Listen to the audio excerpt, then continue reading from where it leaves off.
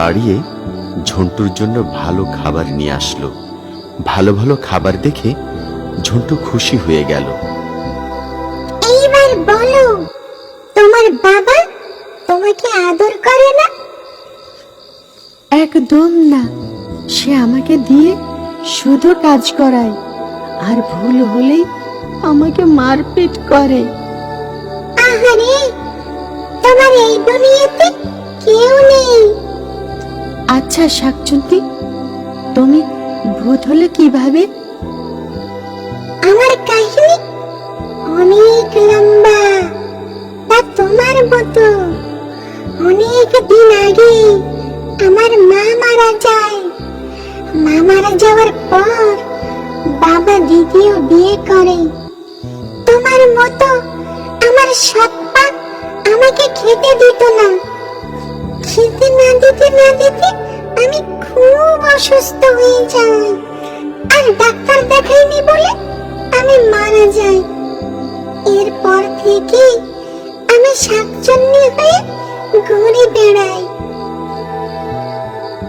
এই দুনিয়া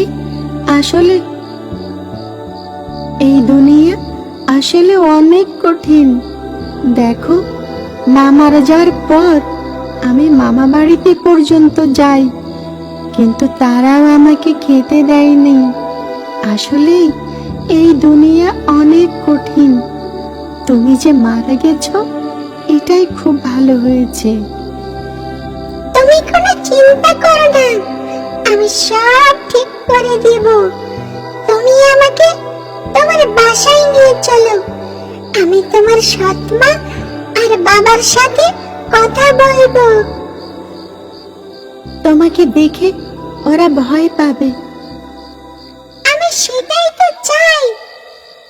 এই কথা বলে ঝন্টু শাকচুন্নিকে নিয়ে নিজের বাড়ি এসে পৌঁছে। বাড়িতে পৌঁছে দেখে বাবা আর সৎমা মজার মজার খাবার রান্না করছে।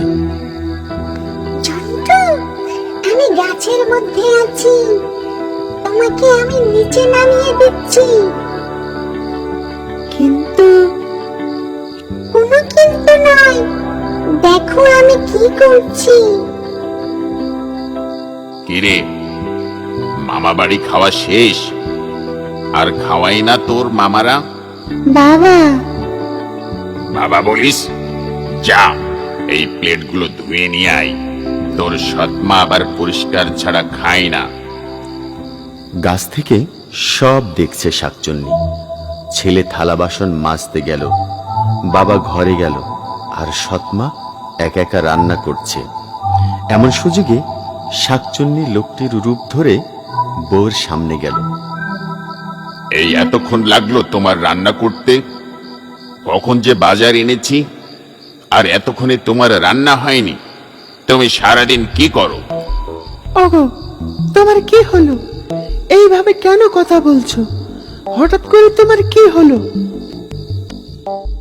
আমার কিচ্ছু হয়নি, তোমার অলসতা দেখছি। একটু সময় দাও, আমি এখনই তোমার খাবারের ব্যবস্থা নিচ্ছি। না, আমি কোনো